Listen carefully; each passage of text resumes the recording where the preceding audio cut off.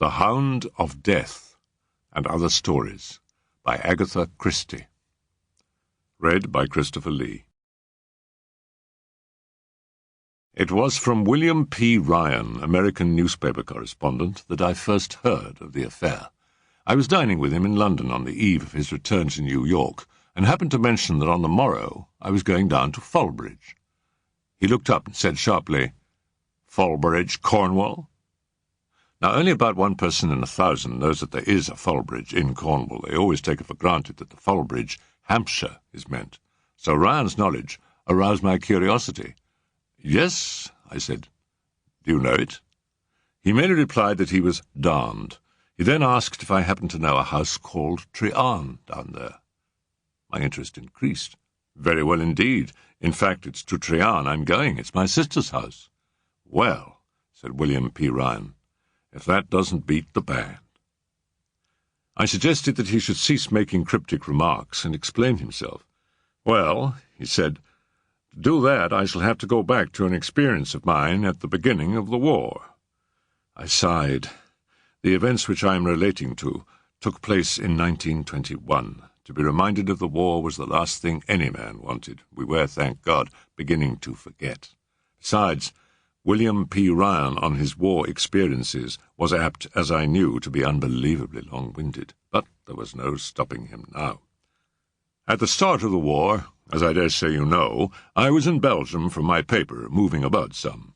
Well, there's a little village, I'll call it X, a one-horse place if there ever was one, but there's quite a big convent there. Nuns in white, what do you call them? I don't know the name of the order. Anyway, it doesn't matter. Well, this little burg was right in the way of the German advance. The Uhlans arrived. I shifted uneasily. William P. Ryan lifted a hand reassuringly. "It's all right," he said. "This isn't a German atrocity story. It might have been, perhaps, but it isn't. As a matter of fact, the boot's on the other leg.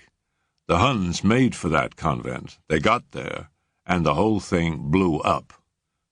"Oh," I said, rather startled. "Odd business, wasn't it?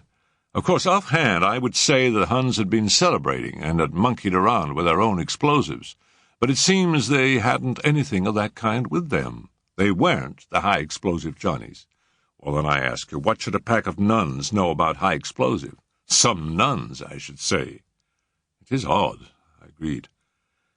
I was interested in hearing the peasants' account of the matter. They'd got it all cut and dried. According to them, it was a slap-up, 100% efficient, first-class modern miracle. It seems one of the nuns had got something of a reputation. A budding saint, went into trances and saw visions, and according to them, she worked the stunt.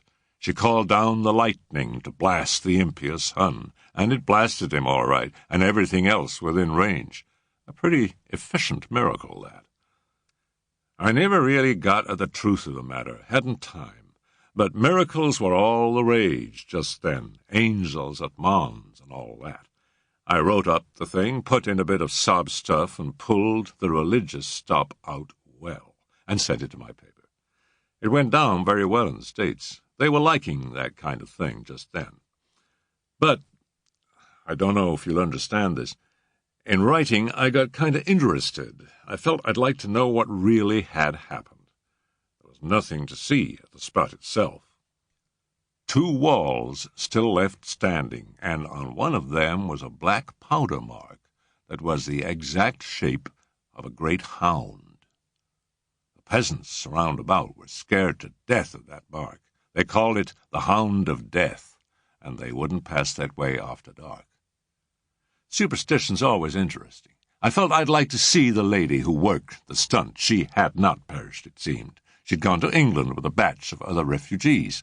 I took the trouble to trace her. I found she'd been sent to Trearn, Fulbridge, Cornwall. I nodded. My sister took in a lot of Belgian refugees at the beginning of the war, about 20. Well, I always meant if I had time to look up the lady. I wanted to hear her own account of the disaster. Then, what with being busy and one thing and another, it slipped my memory. Cornwall's a bit out of the way, anyhow. In fact, I'd forgotten the whole thing till your mentioning Fulbridge just now brought it back.